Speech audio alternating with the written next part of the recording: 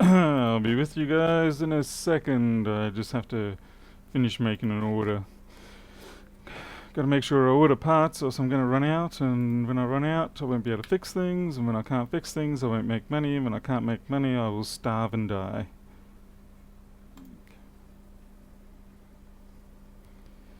Hey Tails, Nathan, Travis, Mr. Psycho, hey Matthew, German Vargas, hey Rob. Is audio off in terms of sync, or do you mean just you can't hear it?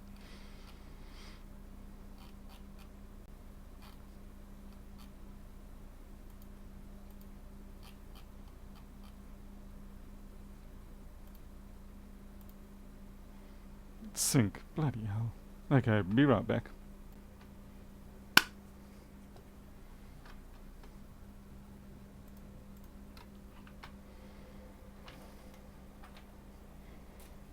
One of these days I will solve the synchronization drift issue that OBS seems to have.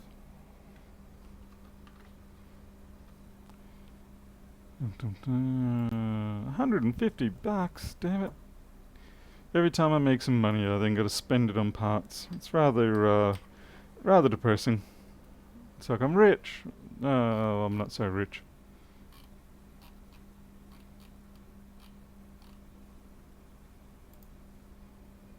Hey Professional. Hey Greg. Hey Lath. Alright, okay, we are done. I have to get these parts ordered, otherwise what will happen is I'll get to tomorrow and I'll wake up and I'll go, hey, I was expecting some parts. And then I'll realise that I did not, in fact, order the parts, so yeah, and then there'll be another day delay. Ah, and I did have a spare 7G after all.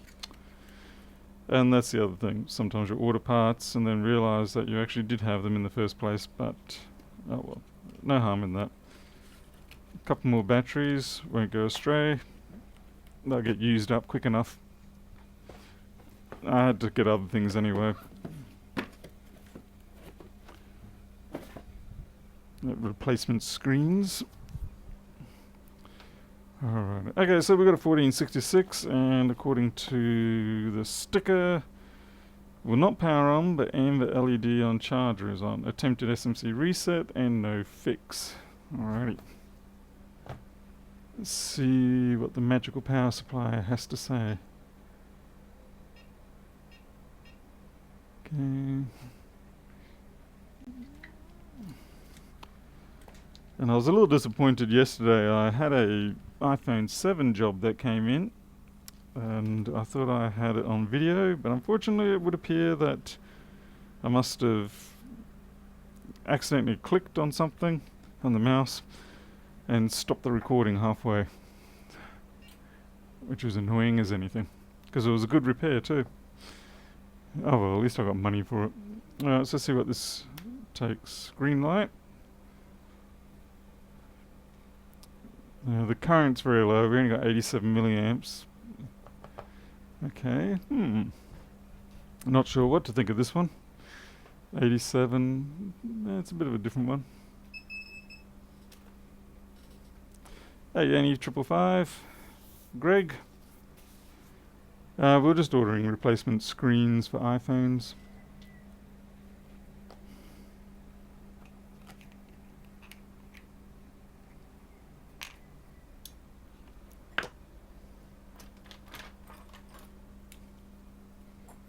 Balmy 10. Tell you what, we're getting 30... We're in the mid-30s centigrade here. It's a little bit too hot for this time of the year. By the time we hit April over here, we should be dropping into the mid-20s, high 20s. But instead, we're about 10 degrees over, which is quite a bit.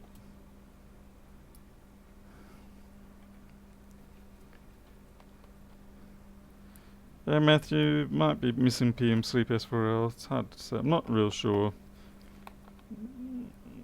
We'll crack it open and have a look.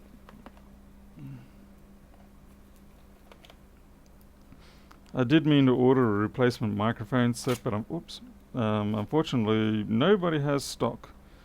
I think all the stock of all microphones, webcams, all that sort of stuff is basically vanished. Everybody's buying up. Okay, got a bit of a wrinkled battery. There is some weird stuff going on there. That's, I don't know what the heck that is. Battery is disconnected, that's fine. That was obviously intentional.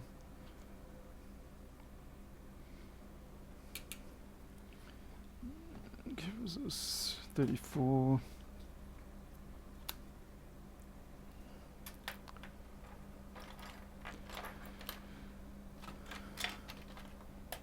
All my tools are in a little bit more disarray than usual because I was out on site again yesterday. I finally did solve the problem, but I need to get a second set of tools for doing on-site jobs. The whole take half of my desk with me, pack it into a box, and then unpack it when I get back that's not the way to do these things. And I haven't been set up like that before because I actually stopped doing on-site jobs.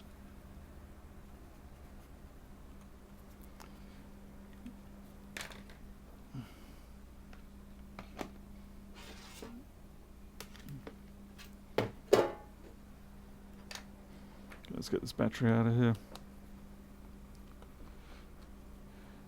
Greg McKenzie, 19 degrees, that's a nice temperature to have. Anything between 19 and 25 I'm more than happy with.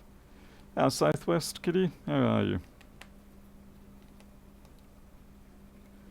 28 in Sydney, that's actually warm for Sydney too. For this time of the year.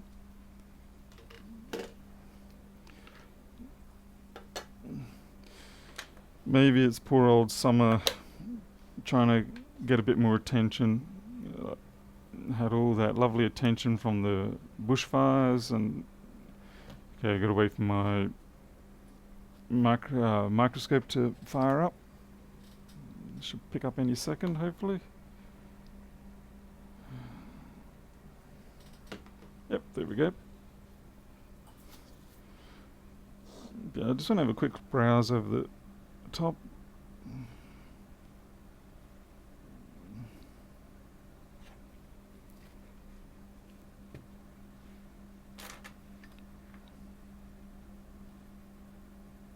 So it's 3437.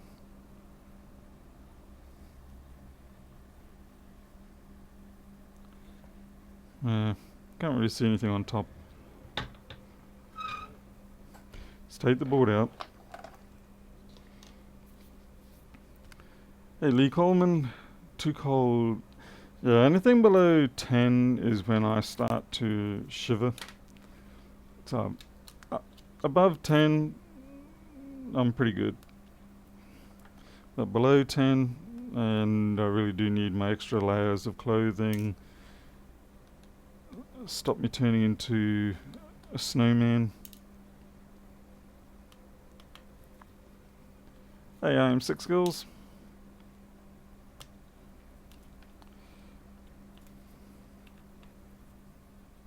What did I put that in there for?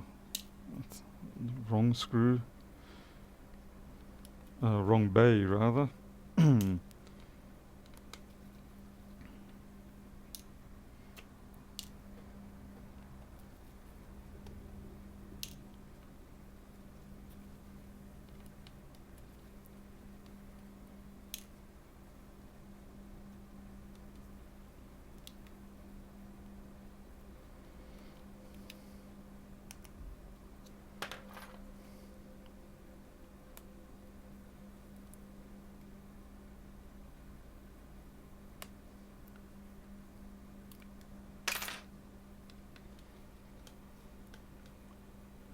Do you charge significantly more for on-site work to discourage it? I do, actually, yes.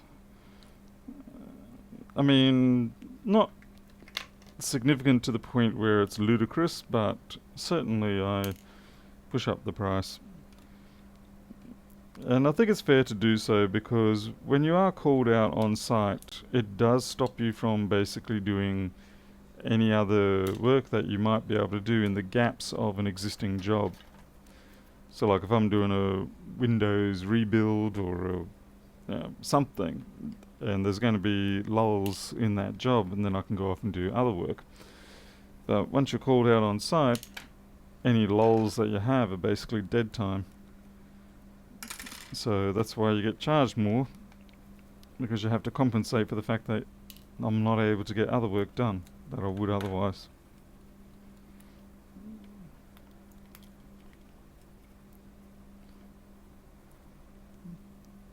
I generally discourage on-site jobs simply because a lot of the time it doesn't have to be an on-site job. And also to discourage, people are going to take this the wrong way, but to discourage home jobs. And no offense to people who need to have a tech come into the house, but home jobs are generally, by and large, a nice big chunk of flipping corrosion there, and it's a refurb board by Apple. We've got a great big chunk of corrosion there, which pretty much should be it. Hey, Richard Moore.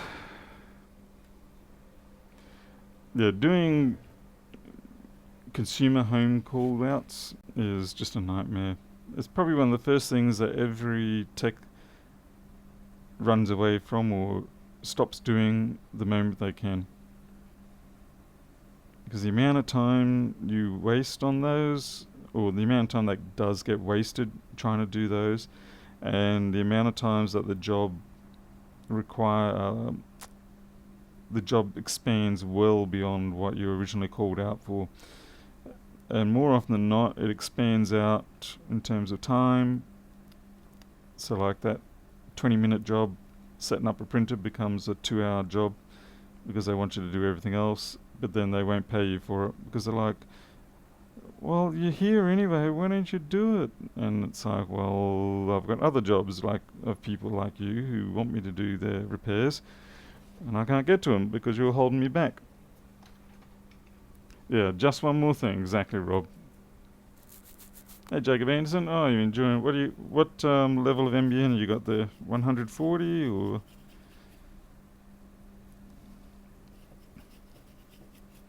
I mean, there's obviously a market for home jobs.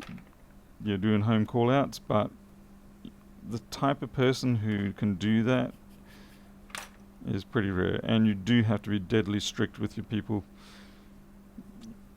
You basically have to have something like a taxi fare timer running on the desk where they can see it. So that they know every second that they waste of your time, well, I shouldn't say waste, every extra second they use, they're paying for. Because otherwise they will not pay. Because I think you're here and it's not that much work, just do it. So it's not them being intentionally greedy half the time, it's just a case of they realise, oh, there's so many other things I could get done. Wow, that is a weird coloration pattern on that, on this here. See how it's got a band in the middle there? I haven't seen that on that MOSFET before.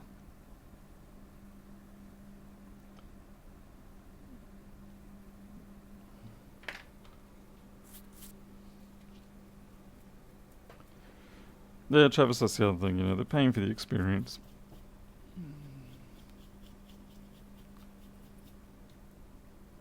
I haven't even seen the iPhone SE 2020. Richard Moore, 415 Comcast. It sounds like that's a cable network. Coax hybrid fiber, perhaps. I mean, I'm on 140 here, so 100 down, 40 up. I'm pretty happy with it. I could do some more, but I can live with it. Alright, so basically we've got a janitorial job, it looks like. At least you do have 15 up. It's better than... Yeah, it's enough to do... it's enough to do streaming and things like that. Just need to clean this up a little bit. We're about to make it dirty, but I've got a grit feeling on it when I move things around.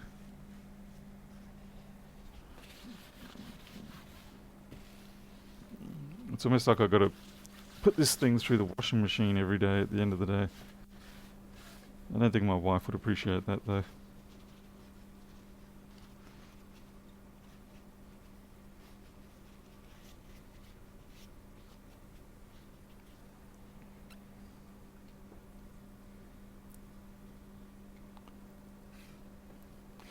And I'm almost out of my IPA water mix. It's going to cost me like $200 to fill that up again with current alcohol rates. Okay, that's good.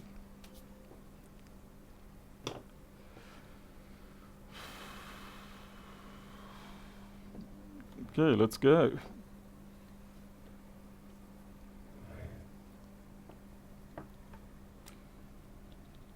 Let's get the air filter on.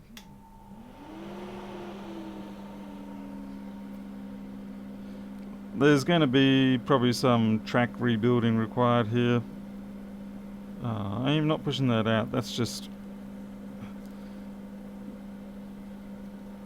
keeps on coming out.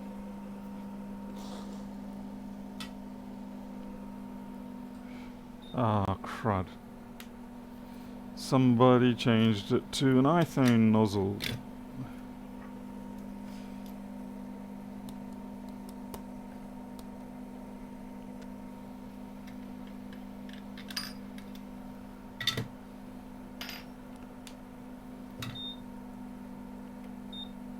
Swear, sometimes I want a second hot air station just so I don't have to change the nozzles on this one.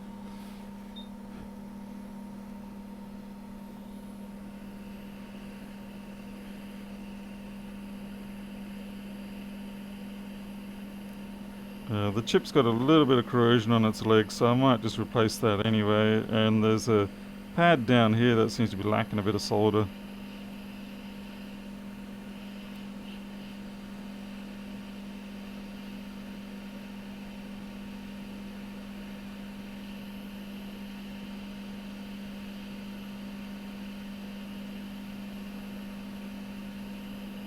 Pretty much all of these along here will have to go, that one there will have to go, that trace is probably broken through, so we'll just knock them off.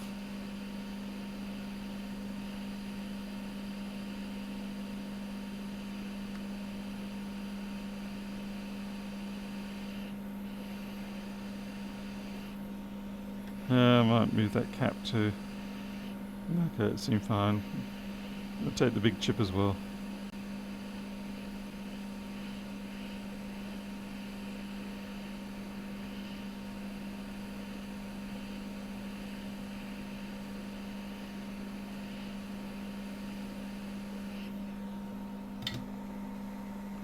Hey Pedro.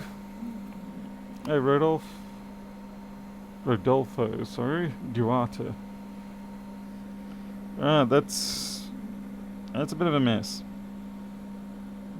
Hopefully we haven't lost any pads. Hopefully it hasn't gone down to the circuit board.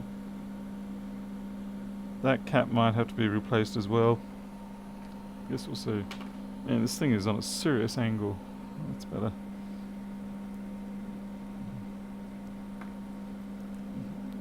That trace is probably broken through. Yep. And what about you? Not far off.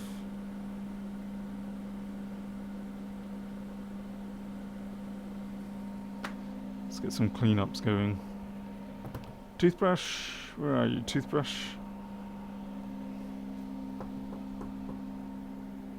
Toothbrush? There you are.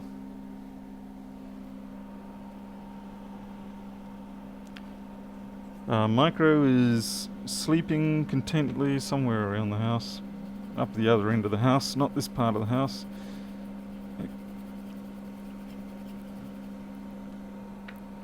Looks like I might need some water on this. Travis, I just used the Amtech one. Not the Amtech one, the Amscope one. But then I bolted the stand straight to the desk and left off the great big hulk of a 20 kilo metal base I just basically put that in storage. This is going to be fun. Okay, that one there is a concern. Hopefully that is just ground. I think that was just ground, thankfully. Because there isn't anything left of it.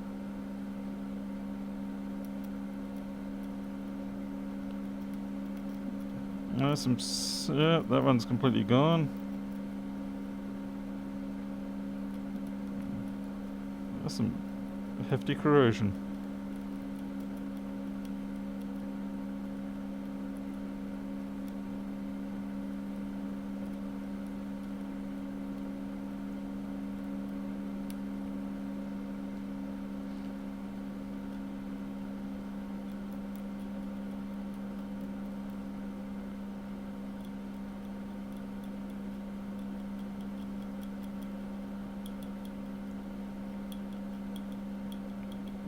That one's going to be a fun one because that's just a stalk. Fortunately, that should pop up somewhere else. Or we might be able to recover it yet.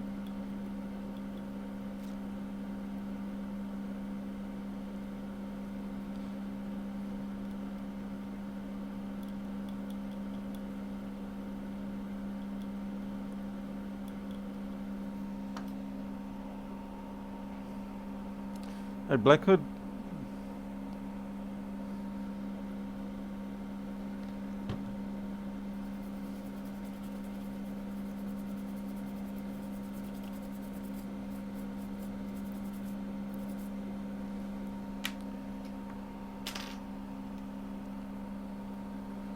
Yeah, City Collier, I agree. There's certainly some very deep corrosion going on here. Much deeper than I'm normally used to. Typically, these things, you'll get the case of the person, yeah, there'll be some general corrosion all over the place, but only one of the tracks has gone deep. This one, quite a lot of them have gone deep, so I don't know what the history behind this board is. Because typically after one of them goes and the person notices, and that's the point that they bring the machine in. But in this case, we've got 3 or 4 at least.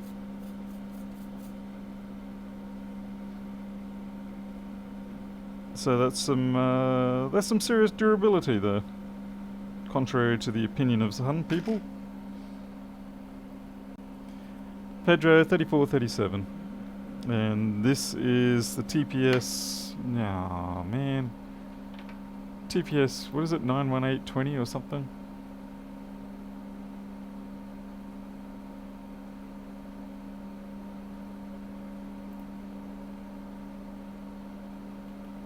U7501. Which is the 5 and 3 volt rails.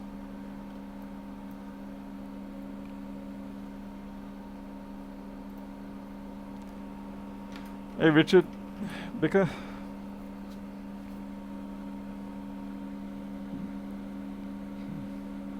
It's okay Richard, we're just getting started here.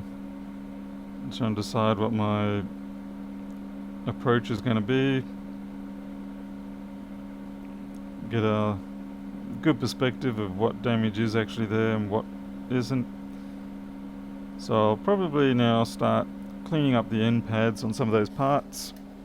What have we got? The JSO2. I don't feel like using the JSO2 at the moment. I'll change over to the KN.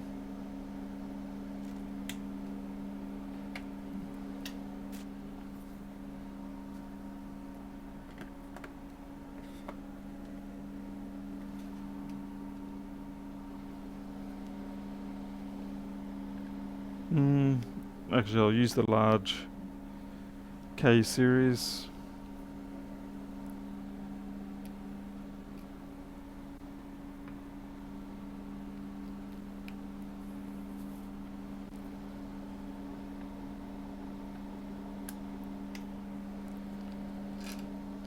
If you wonder why my Hakko does not beep when I change these things around, it's because I actually turn the Hakko off and then change the cables. It's like half a second longer to do that. saves a whole lot of squealing. Hey Farhan, it's 3X.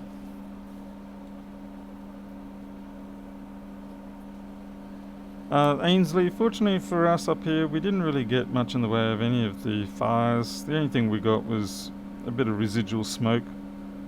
It was all the other people that really suffered with that, but not us. Hey Jane Zimmy, yeah, shonky day. I like that, shonky day. Shonky day, every day is shonky day. I shouldn't really say things like that. I am supposed to be projecting a more professional type impression. But I do wonder, yeah, when you get these people who say they're professional and they wear really nice clothes, have really nice offices, things like that, when the camera's not on them, what are they really like?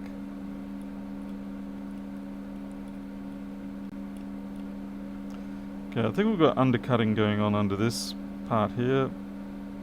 Yeah, we do. See how it moves as I touch it? So there's not actually any contact on there, so we're just going to take that off.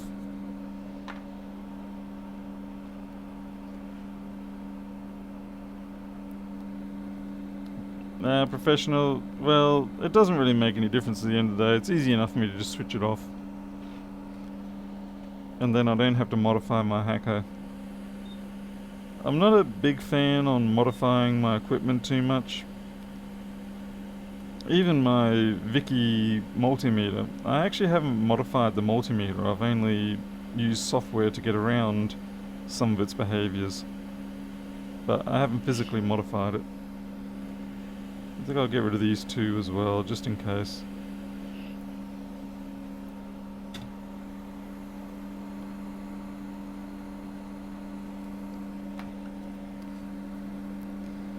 Well, the trouble with the whole professionalism thing is that obviously I have business customers, and you know, I try to be as professional as I can be.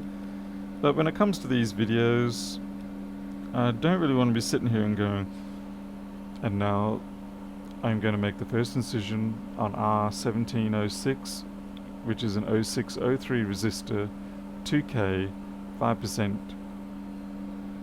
We will make sure that the temperature is 420 degrees centigrade and the air is 110 liters per minute.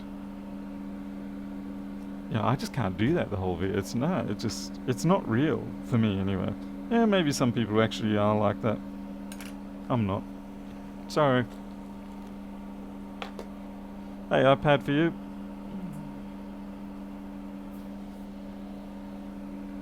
Dr. Paul. Whenever I say doctor, I just think of Spies Like Us. Doctor, doctor, doctor, doctor, doctor, doctor, doctor, doctor. Yeah.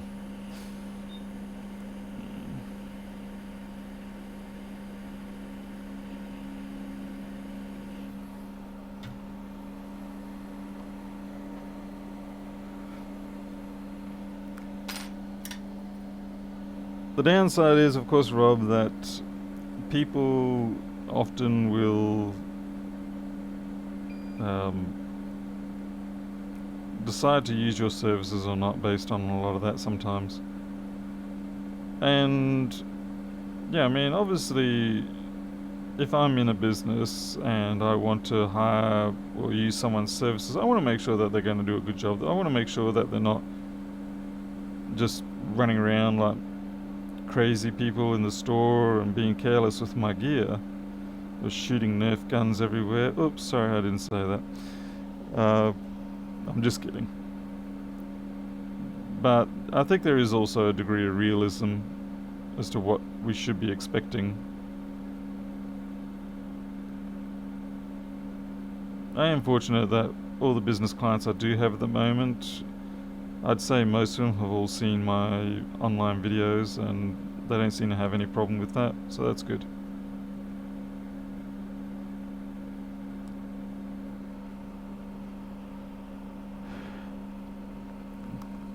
Oh, whoops, left out a parameter of the work I was doing. That's it. I have to hand in my professional card.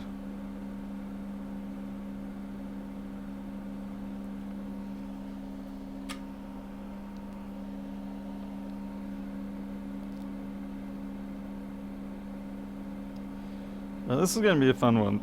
This is what I would consider to be a job that if people saw you having to do it based on the amount that you charge, you would hope that they would appreciate that, okay, yeah, or in their minds they'll go, yeah, okay, I feel the work you did was worth the money I paid, even though they are strictly speaking paying for the experience and not the minutes. What do they say? Paying for the years, not for the minutes, or whatever. Hey, Jane Robert. Hey, Corey. What? Lewis wouldn't be happy?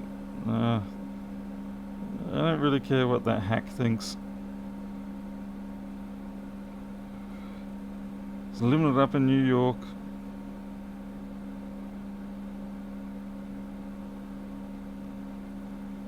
Just kidding, Lewis. You know I love you.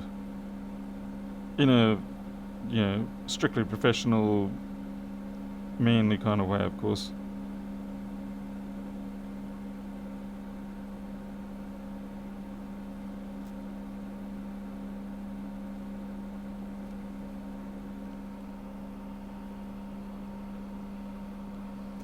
Pro engineer, exactly, yes. And they can be difficult to impart that to people when they are, if they do see, say with an iPhone I did yesterday, I basically knocked off one capacitor. I was looking for it, found it, knocked it off, phone works again, data recovered, put a replacement on. It's all done and dusted very quickly. Now if a person saw that and looked at the clock time involved, they'd be like, there's no way I'm paying you that much money, you're barely in there for 5 minutes.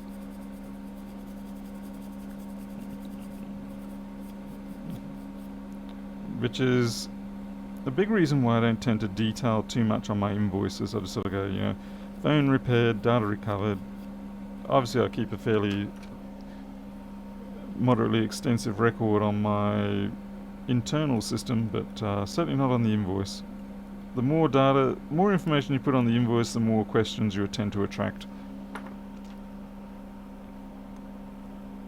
Oh, Travis, no. This is normal stuff between Lewis and me. We get bored, so we have to fire shots at each other. Hey, Critus.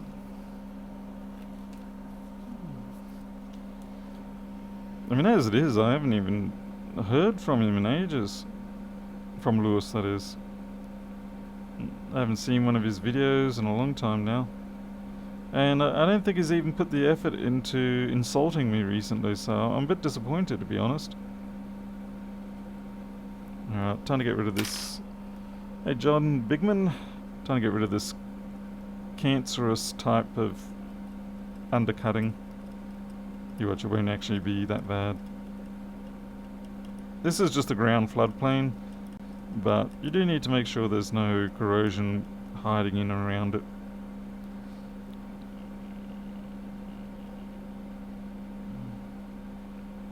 Looks like that one wasn't as bad as I thought it might be. Oh, that's a bonus.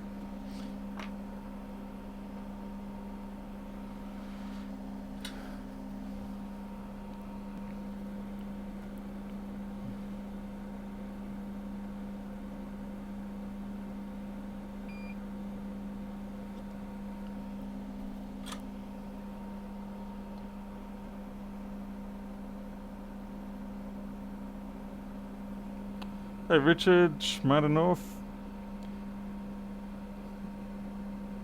Arnold G, this is the 3437, basically came in, no power up, it would show MagSafe but nothing else.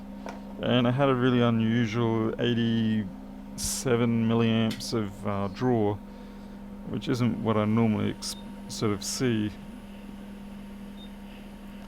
And it turns out it's just a great big chunk of corrosion around here. Now hopefully it hasn't caused any secondary issues. No, it was corrosion damage. Anyway, so the trickiest point we have here at this point, I hate it when I use words twice. We've got to get this soldered up.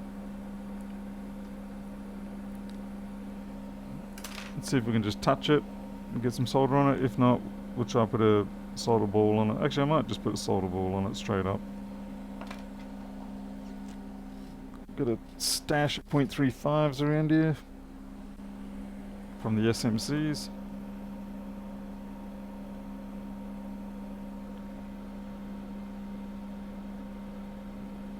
Oh, that's some oversize, seriously oversized there.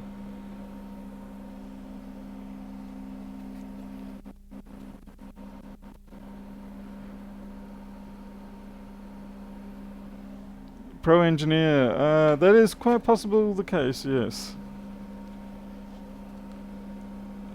I mean, when he would go on about it, I mean, sometimes there were definitely points where he was legitimately getting frustrated with the situation due to whatever reason. But, yeah, there were a lot of people not getting the joke. And you could tell they weren't getting the joke because they would start leaving comments like, if you hate it so much, why do you use it? And people starting to recommend other packages. And it was at that point I think he realised that people were perhaps not as bright as he thought they were. Or they came in late and they didn't have any context to work on. So anyway, so that's since changed.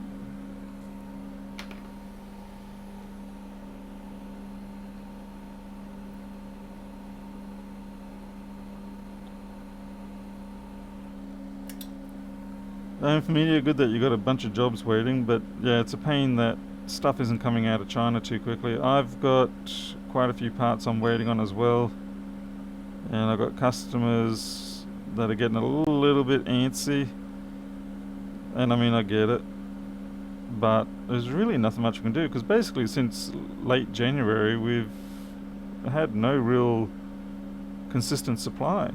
There's not much you can do about that.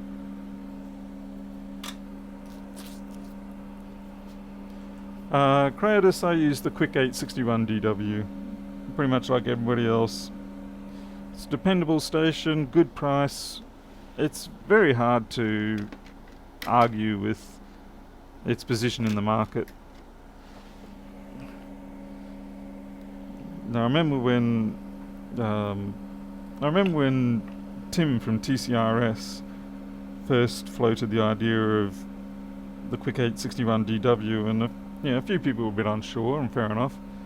But I've got to say, once more and more people started picking it up, it was pretty obvious that this was an excellent combination of price point and performance, especially compared to, I mean, at the high end price point you got the JVCs, the low end, you got the won't blow hot type stations that just burn everything or don't have enough power. You also have the Hakko at the high end of the price point with absolutely no useful features, so that's I'm just looking at this and seeing what sort of parts I want to pull off.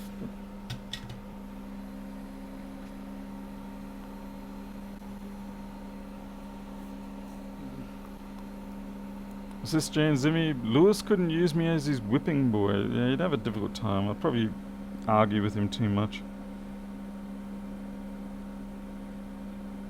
Oh, okay, so that ball really belongs to the... Right, I actually got that slightly wrong. I was thinking it was the other way around. And then we've got one resistor that's got to go here, and it's going to have to make a connection to the ground there. So we'll start putting some parts back, and that will give us points that we can use to run bridges.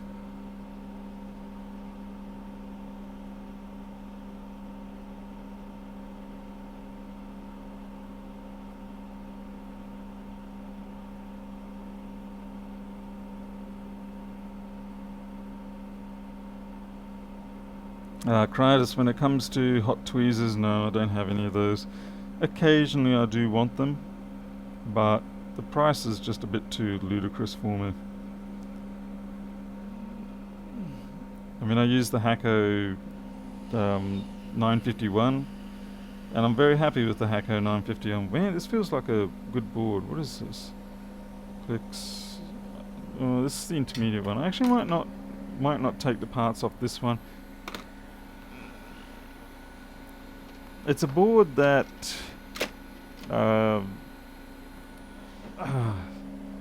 it's a board that I swapped out and replaced with my own board. It's an intermittent one, so I really need to have a different box for boards that I've replaced for a customer with a known working board, but I want to have a look at again in the future, because sometimes you can't solve something the first time, but then someone discovers something months later and you go back and you go, oh, so that's what was causing my fault. Yeah. So I live in hope for those sort of events.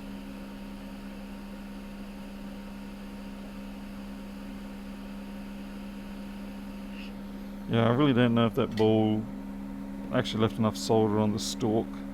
I have a feeling I'm going to have to run a wire for that stalk.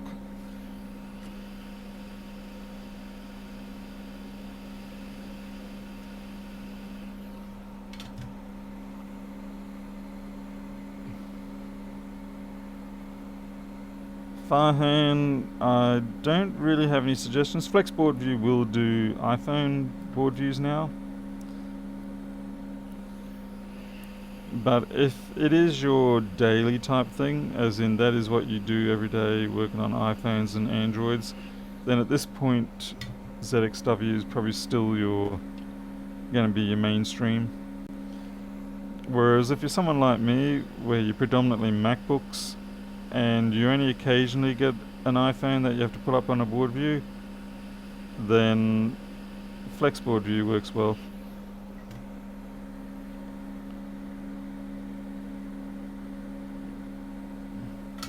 This is looking really ugly in my opinion.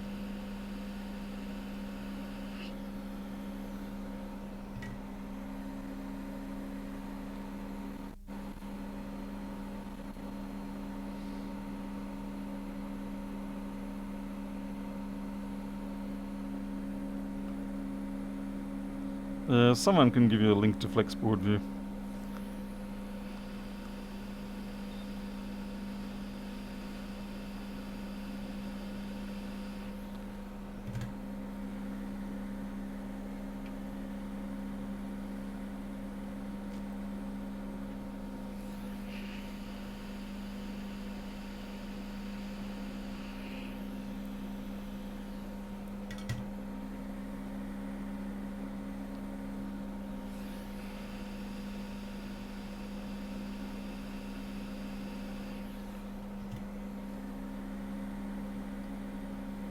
Probably should be putting some flux down here. It's starting to get a little dry.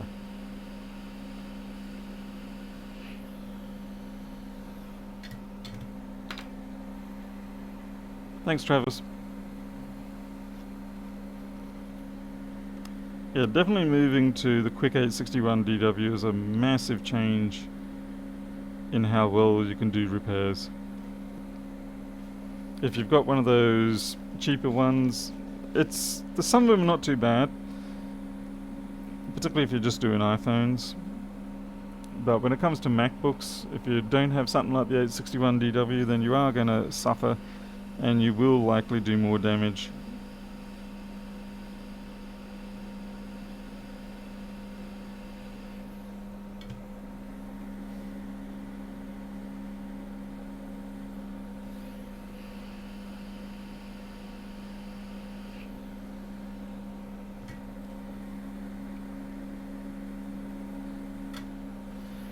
Oh boy, this is fun going back and forth, but you gotta do it.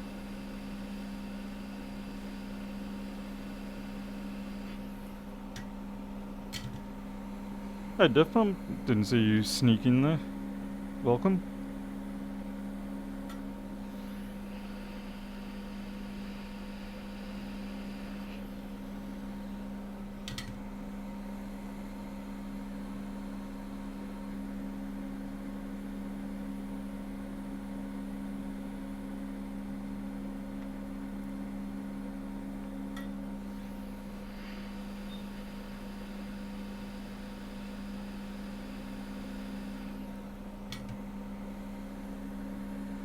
Hey, Blur. Blur. Blur. Wait, I haven't seen you before, Blur. Hello, Blur.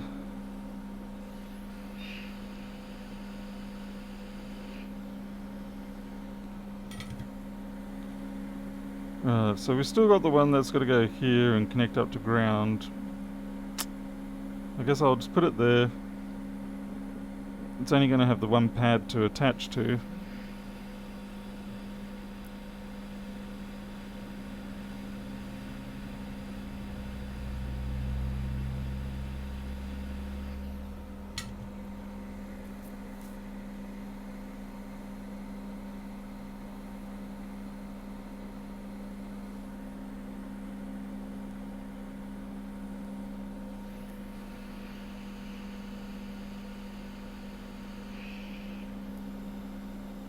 Attached.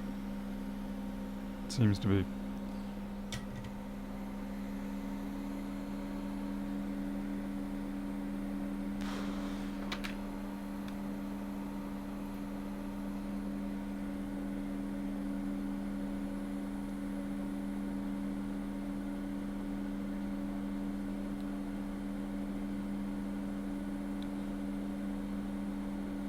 Okay, one thing I do want to do is check out where that veer goes to on that resistor.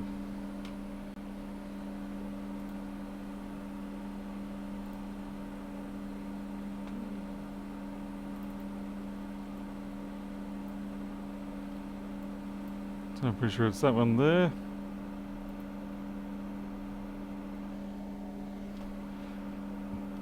Oh great, nothing on that side of the board.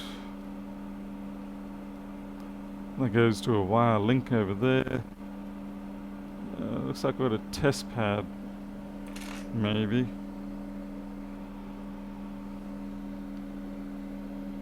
And it would appear we do. It's it there.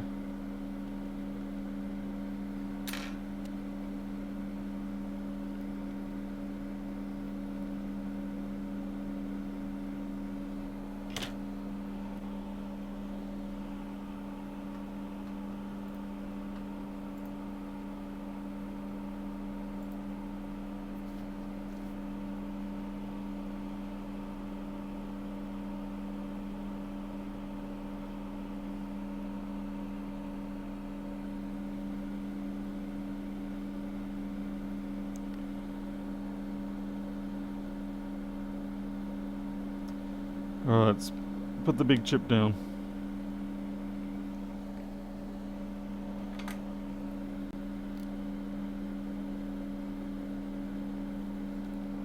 We still have to do all the little bridge links, things like that, but we'll do that after we've got the big chip down, so that I can, if I require, run the wire up to the legs of the chip. Damn, come on.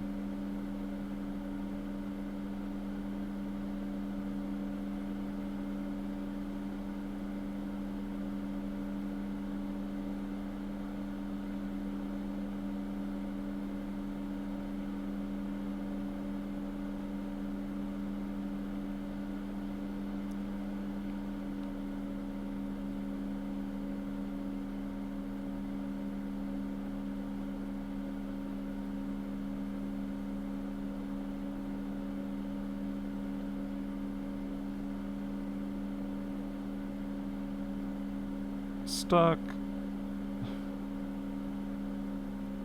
Too much. We will get rid of that. I don't want to have to go squeezing that out the sides.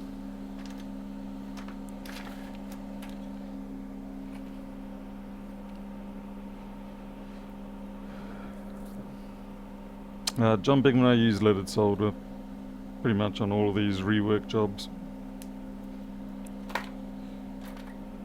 Half the problem is if you use lead free. Now I wouldn't mind using SAG, I think SAG 905, I can't exactly remember. I wouldn't mind using that stuff, except the trouble is when you mix lead frees, just come on, then the behavior can be rather unpredictable. because you don't know exactly what lead-free they've used on this board. It could be one of many, many different types. Whereas at least if you're washing it out with leaded solder, there's a far greater predictability of its behaviour.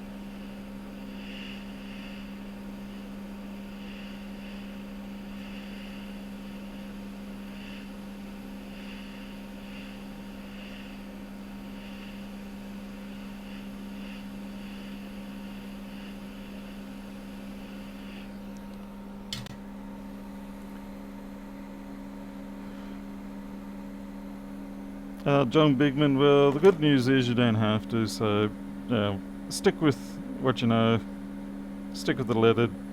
I mean, in the leaded you basically have either your 60/40 or your 63/37. For many years I was just using 60/40, but I have moved over to 63/37 now. It just seems to work a little bit better in these scenarios.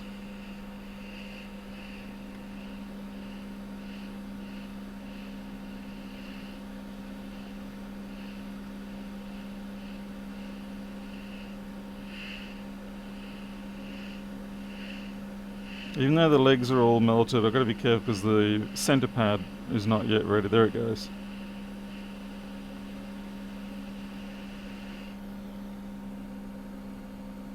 Yeah, I still botched it up anyway. I'll reflow that. Just hopefully there's enough legs there to draw it across. Because it's not the worst, but it's not the greatest either. It's a little bit too off kilter for my liking.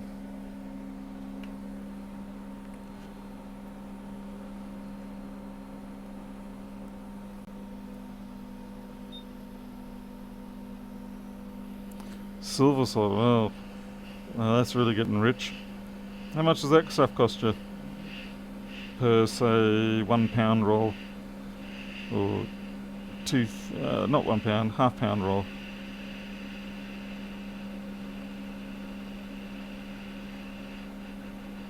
Come on, knock over.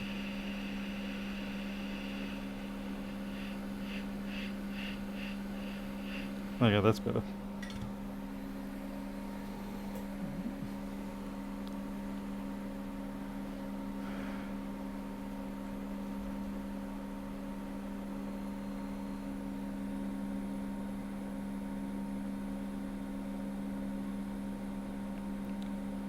Now the fun begins.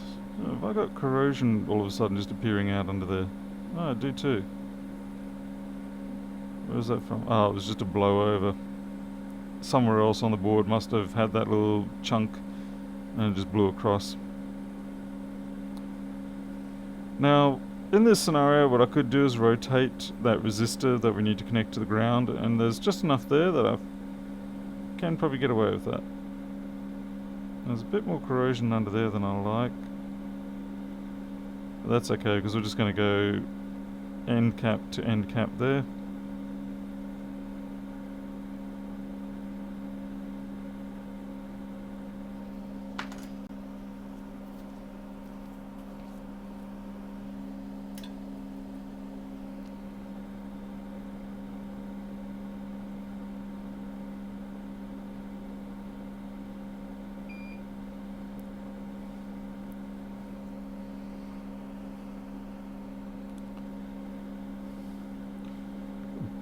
Probably should run a wire, even though that gap is fairly small. I have a feeling if I try to just blob solder it, it may end up fatiguing or something. I don't know. I'm just asking for trouble if I do that. So we'll just run a short length of wire. All good.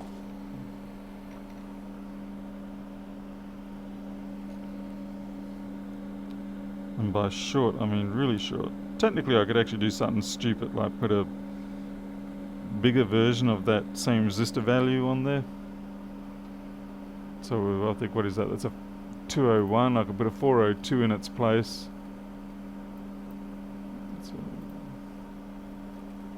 Yeah, it's a 201, so I could actually put a 402 in its place and it would bridge across nicely, and that is a 100k, so it's not like it's an unusual value. But I'll put a piece of wire instead. Jan, I should be doing 1080, but YouTube's probably killing us all, unfortunately.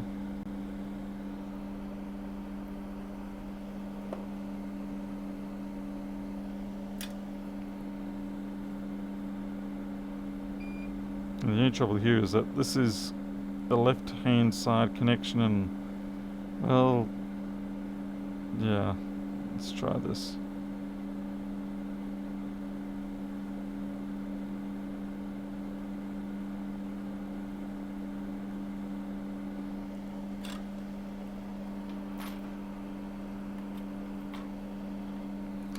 I'd say maybe YouTube is actually dropping everyone to 720 as a default, and then for people who really want their 1080, they can knock it up. Because a lot of videos don't need 1080, and so they're kind of probably hoping for that. Have you ever considered ordering tweezers and using cheaper base like a kester or whatever it is? No, I can't say I have. Because I think a lot of the time the tweezers are just too big.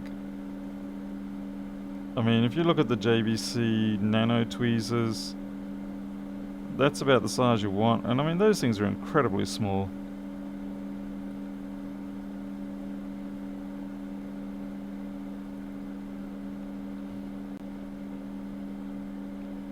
Okay, that looks really nasty, but what I'm hoping for is that the reflow will fix it.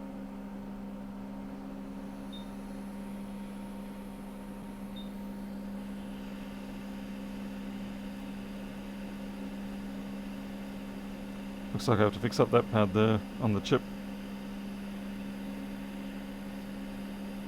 Come on, reflow, you can do it. Almost.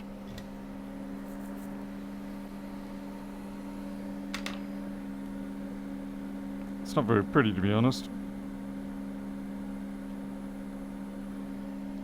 It's gonna drive me a little bit insane. Okay, so we have to run from there to there. I'm gonna lift this cap. I think the pad underneath it is in a bit of a bad situation.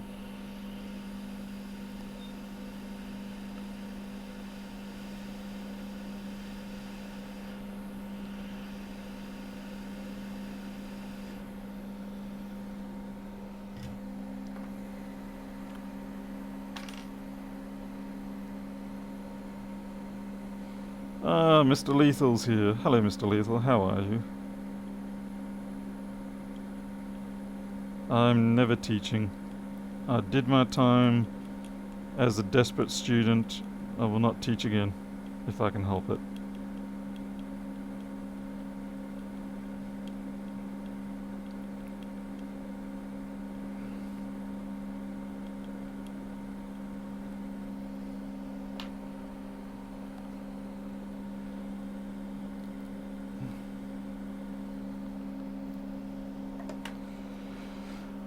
Travis, I will stand in defiance of the Anel curse.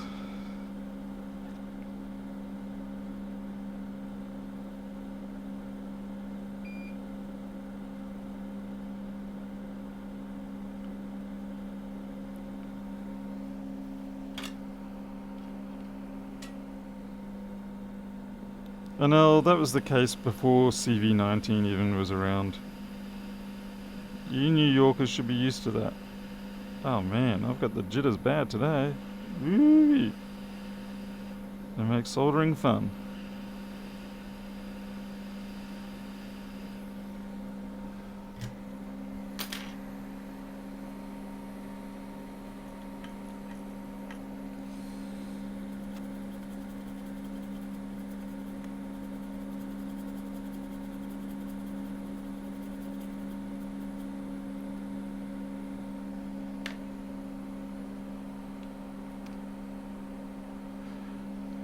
Defcom, let's not even give Anel any kind of hope.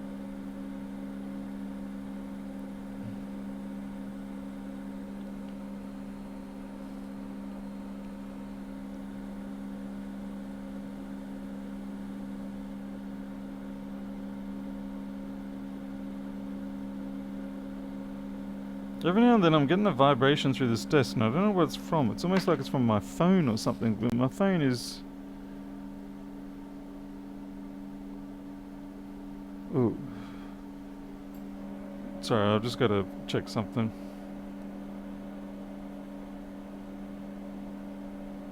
Okay, good.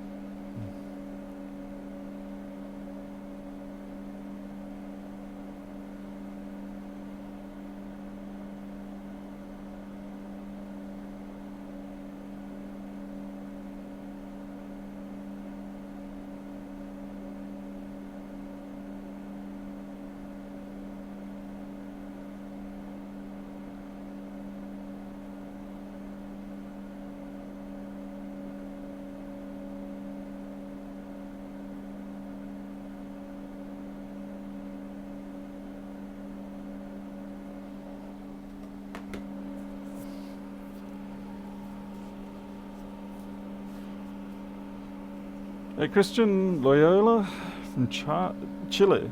I've got a bad habit of calling that place Chile. I'm sorry. Forgive me. I know it's Chile. I know better, but I fall into bad habits.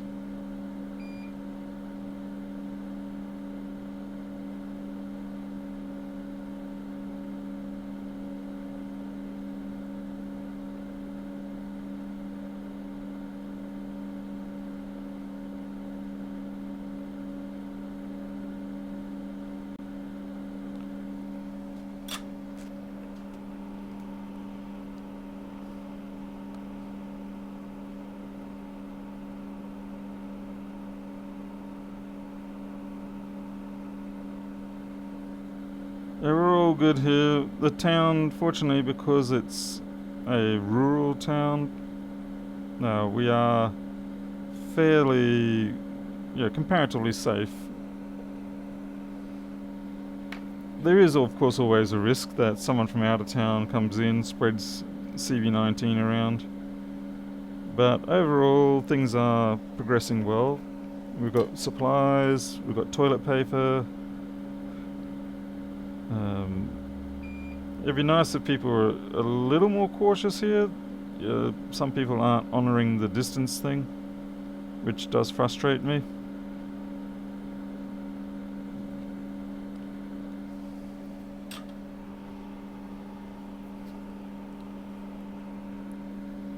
I finally did get bottles of sanitizer.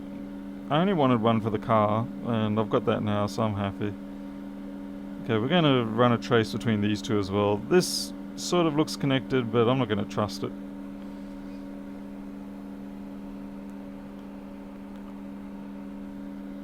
Yeah, no, 6-foot thing. How do you guys do that in the store?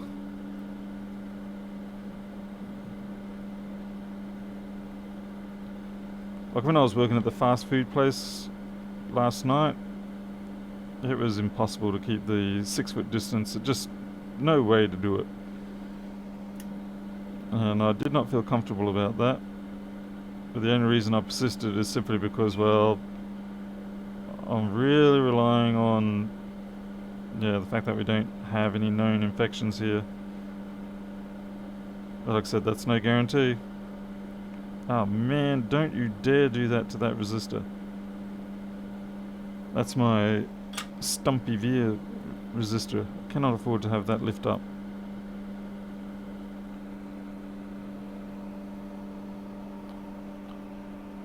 Tape on the floor, yeah.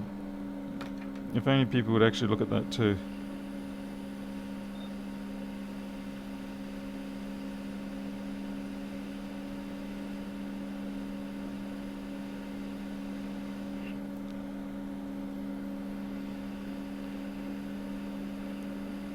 There's a few too many people who aren't taking this sufficiently seriously. Whether they believe it or not doesn't really matter. It'd just be a nice social thing if they would honour the distance, and they can squawk about their disbelief of it elsewhere. But if they're out in public, just do the nice thing and keep your distance.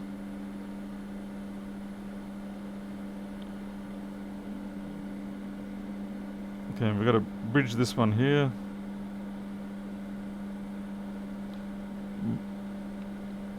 Might just simply go, choices.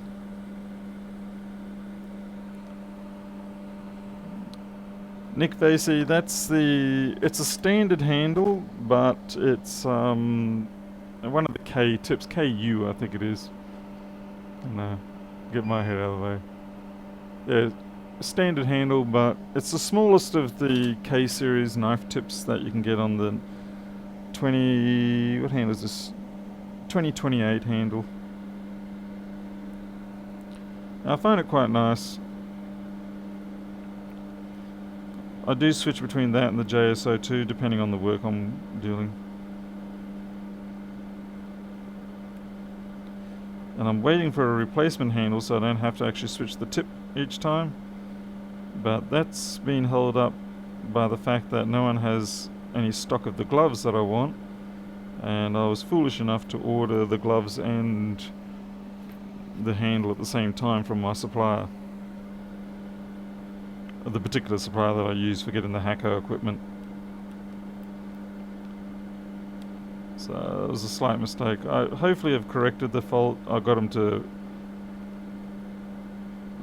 fulfill my glove order using a slightly different model of glove that they had in stock. K and KU. I'm pretty sure that's probably it. KU sounds right. So T12, K and KU. Or T15, depending on what region you're in.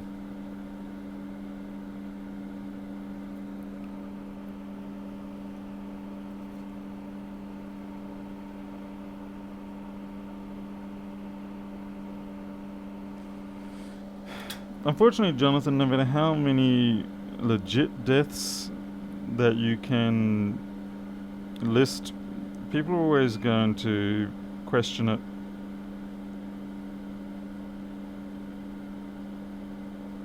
Once people have decided that something about the scenario, you know, like that it's conspiracy or whatever, then it's very hard to change people's mind on that. And I suppose the same could be said for me, as in, well, I'm not going to change my stance because from my perspective, I'm right, given the data that I've read on hand.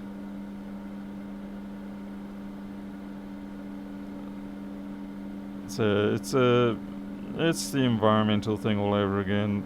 Oh, damn it. Wow. Looks like I shouldn't be handling this stuff today. Come on. Not getting enough heat in there.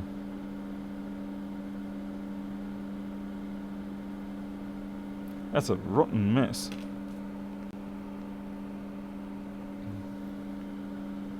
So the best you can do is live by your belief and hope that you're right. And that you come out of the other side of this all okay.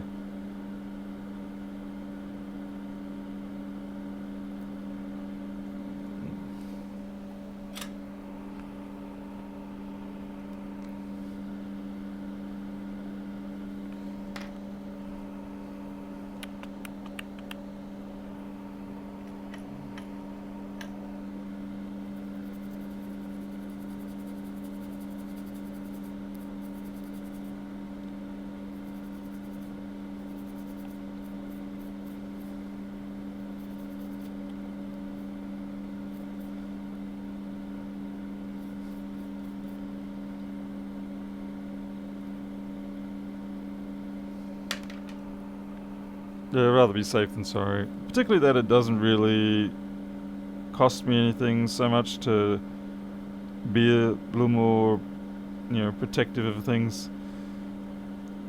So it's not really, and I mean, as it is, I'm enjoying the whole lockdown thing. I know it's strange, but I am.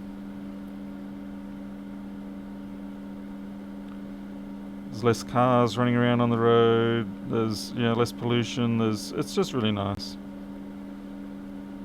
What isn't nice is the fact that people are dying from it. But that aside, if you could sort of eliminate that aspect of it. Oh, and the fact that we probably won't get a severe flu season this year. Simply because with everybody,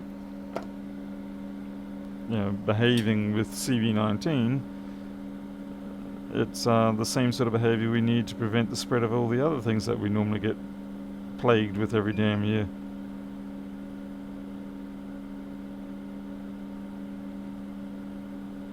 Something that I've been squawking about for quite a while. Where everyone's like, it's just the cold, it's just flus. And it's like, yeah, well, even if it doesn't kill me, it slows me down for my work. It's an inconvenience. And it may actually afflict someone in a way that is more dangerous. It'd just be nice to not actually have any sort of sickness any time. What's so wrong with that? Anyway, so hopefully the local stores have put up splatter barriers, kind of like when you go to a buffet, stop people sneezing on things. Well, not stop them sneezing on them, but stop the sneeze getting to them. And I hope they keep those, because sometimes it's the customers in the store splattering onto the staff, and sometimes it's the staff splattering onto the customers. There's a lot of links in this one, but hopefully we're good.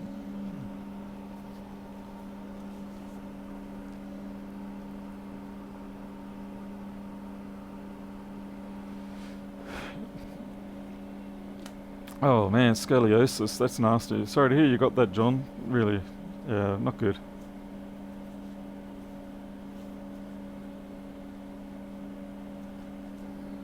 Well, lethal one, I suppose you can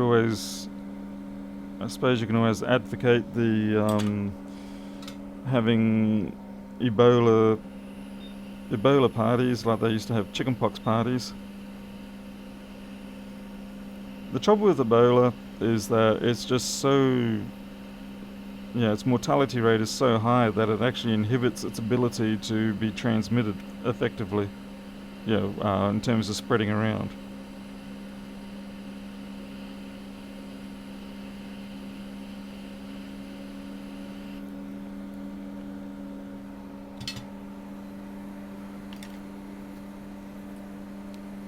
Pit pot, exactly.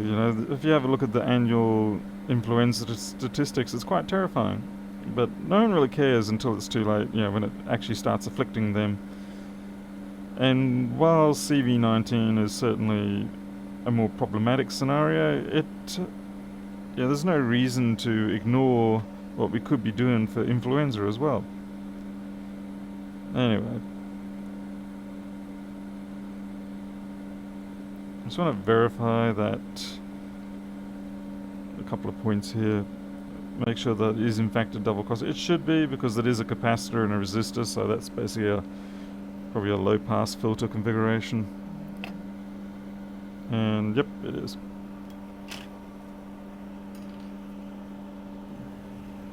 Hey, Unos. Uno dos, rather, not Unos.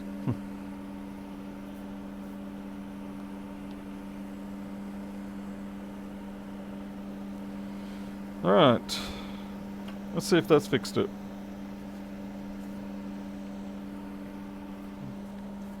Let's get our fan and our chipmunk.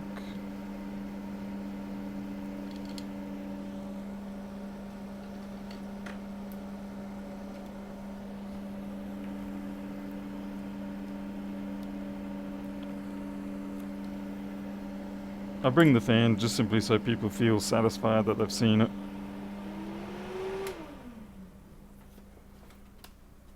And now I need the crossover flex, which I will steal from the customer. Well, loan temporarily. That. We'll get these potentially shorting out items out of the way. Okay, we got power supply up on screen. It's active. So here we go. 34, 37. It should come up, come down, come up, come down. Well, something just went pop.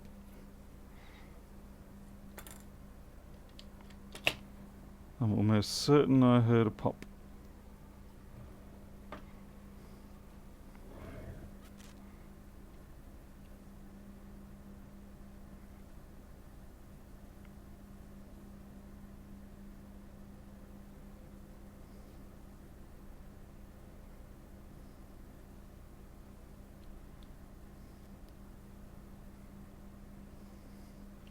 Try to plug that again.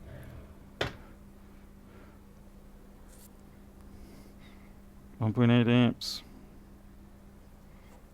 What caused that?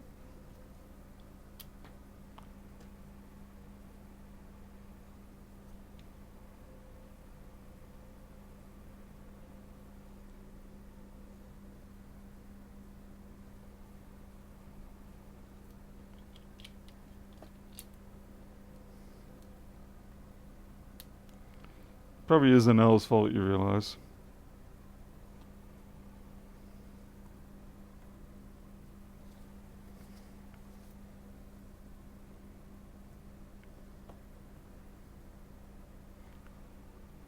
CPU's warm. Anel, why did you have to turn up? Hey, Prater.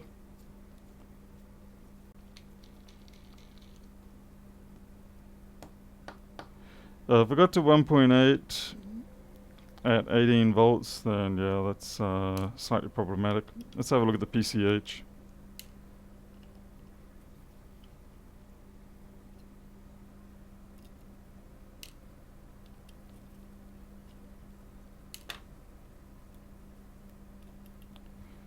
Well, amazingly, that's actually okay.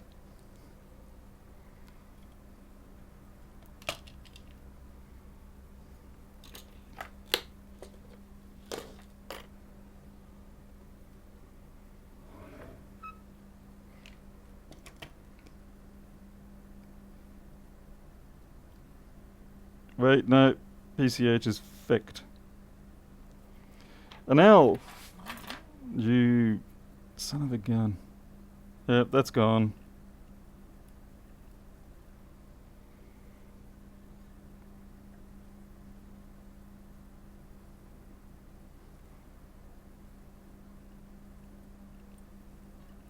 One cracked PCH.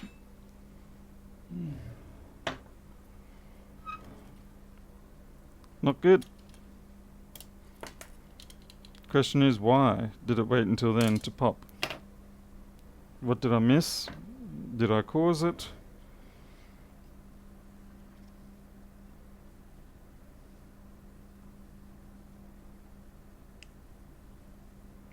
Actually, this chip shouldn't do that, as far as I can tell. This is just 3 and 5 volt. What did I miss?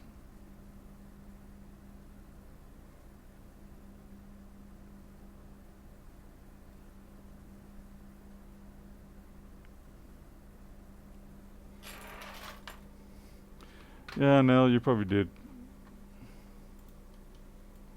But in all seriousness, I am wondering, did I miss something? Because it wasn't... Well, maybe it was cracked before I even got to it.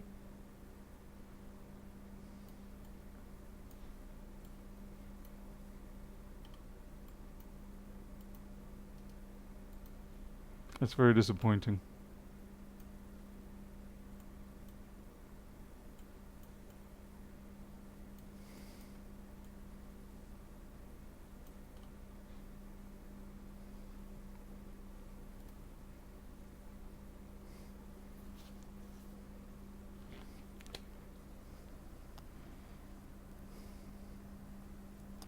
Well, given that it's cracked, I may as well have a look and see what they are like.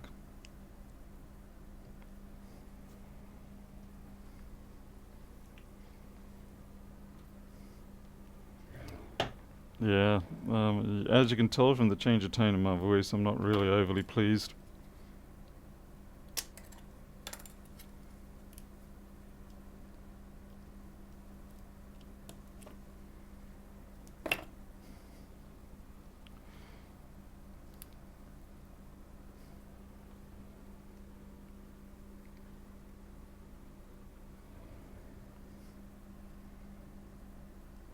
Let's get the multimeter.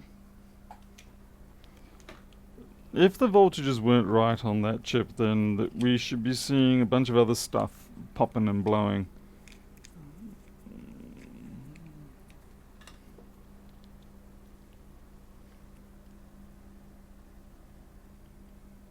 Yeah, 5 volts is good.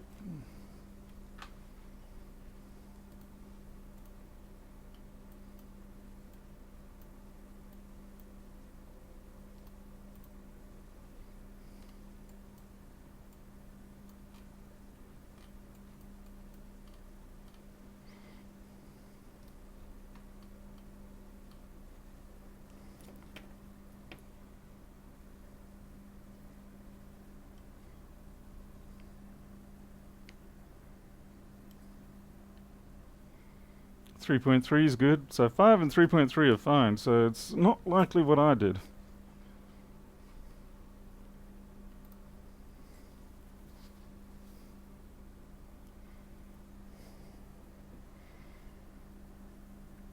And I'm just wondering what did it. The only thing I can possibly think of is that,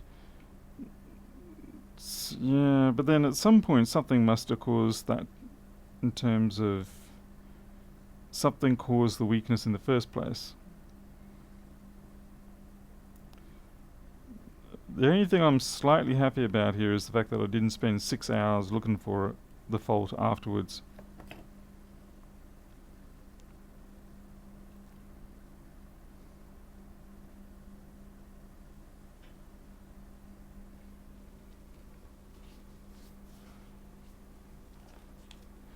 What is the 1VO5? Yeah, I was going to check that too.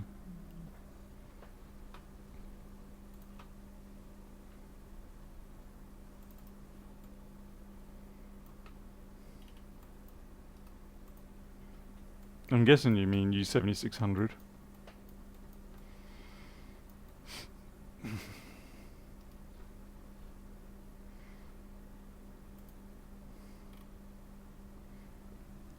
In between the two. Okay, let's have a look at 1VO5.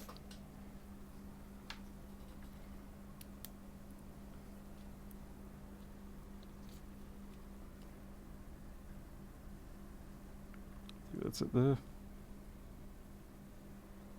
Nothing. Pretty sure that's the same rail. We've got nothing on 1VO5.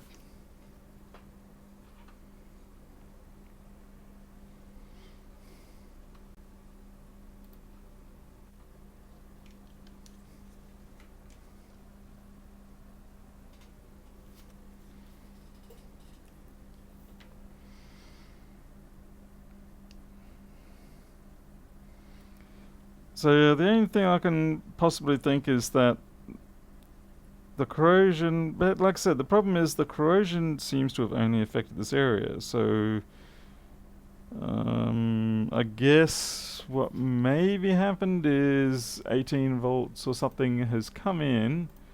Okay, I'm going to switch over to the Boardview and the schematic.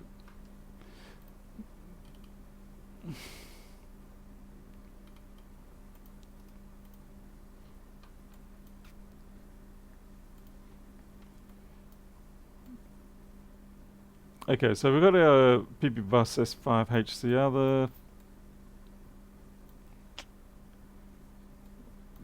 Where do you come in? VN 23 7500.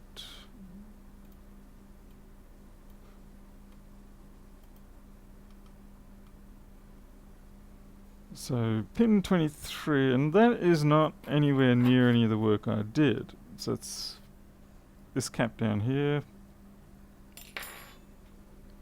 and everything else should not be high voltage. Mind you, you don't need much. But I guess what we're looking for around here, is there anything that goes off to the PCH? Or near a PCH line?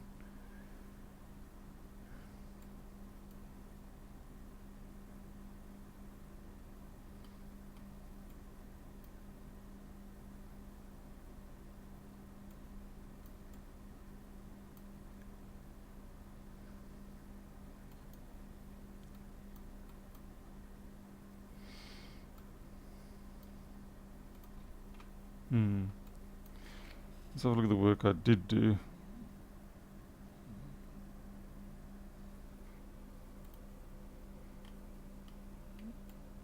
Did I short anything? Can't see any shorts on that.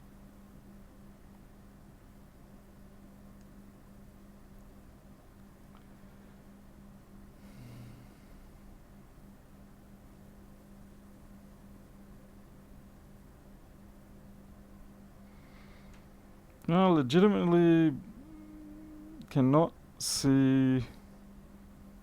I legitimately cannot see any issue with the work that I've just done. I mean, it's not the world's prettiest, but at the same time, it's also not non-functional.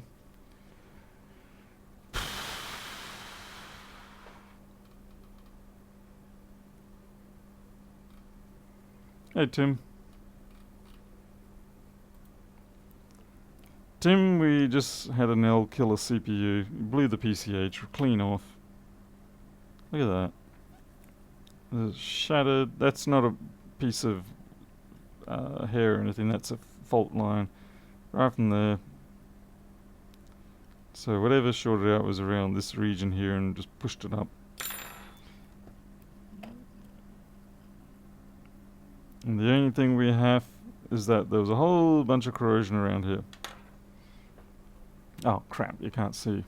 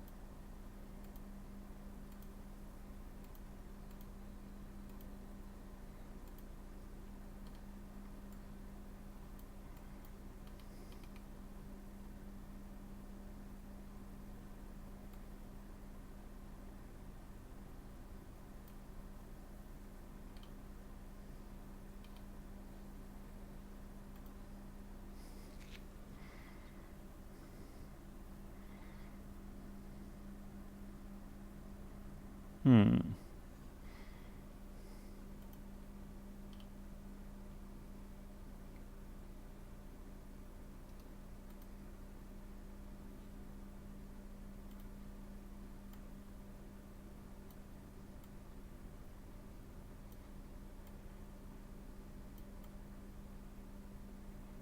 So I think I'm just seeing whether I did make a mistake here. I think I might have made a mistake.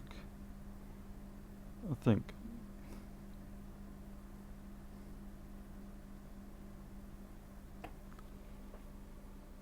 Nope, I didn't. Okay. The mistake I thought I might have made is earlier on I mentioned that this was ground, but in fact this is in 3v42. But that is not a problem because this is meant to be connected to 3v42 and yeah, it goes up into here. So that's okay, and yeah, finishes over here.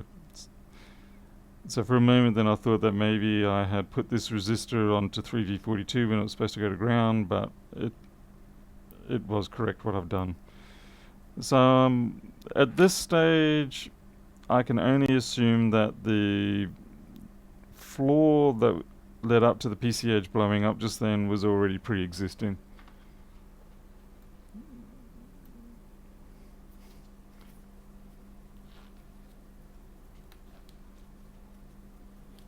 Rob, you're talking about just the flux underneath them. I saw that too. You're talking about this here? Mind you, I've got to agree with you, Rob, that I don't know why there's the underflow of flux there.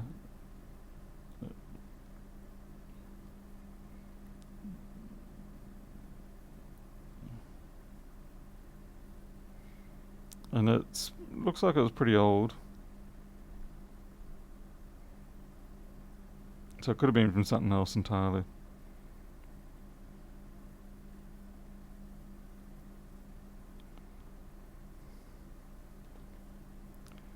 So yeah, bad news on that one.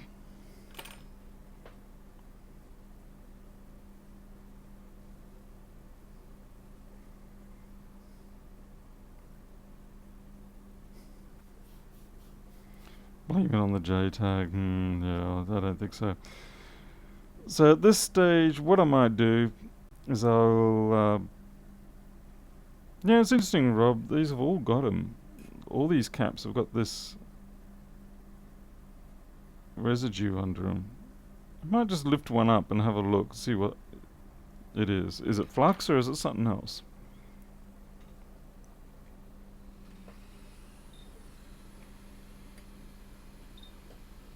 Tim, I'm not going to do that.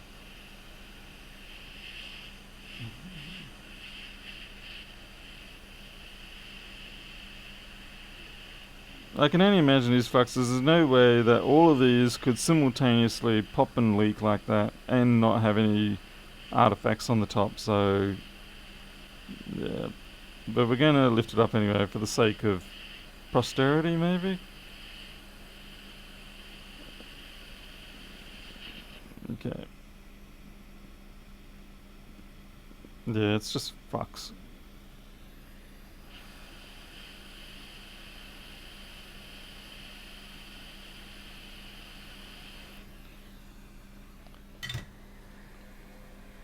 Oh well. That's it. I am going to finish the stream here. We obviously, hooray, you got to see a failure.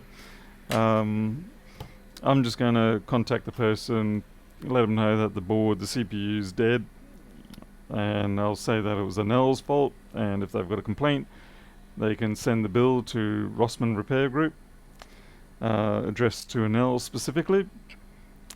And then I'll say, well look, I've got plenty of 3437 boards, we can just do a swap, and away you go. I get myself a donor board, they get themselves a working job.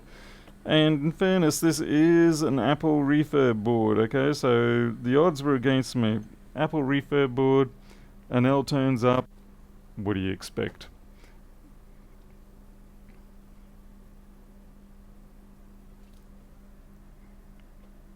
Yeah.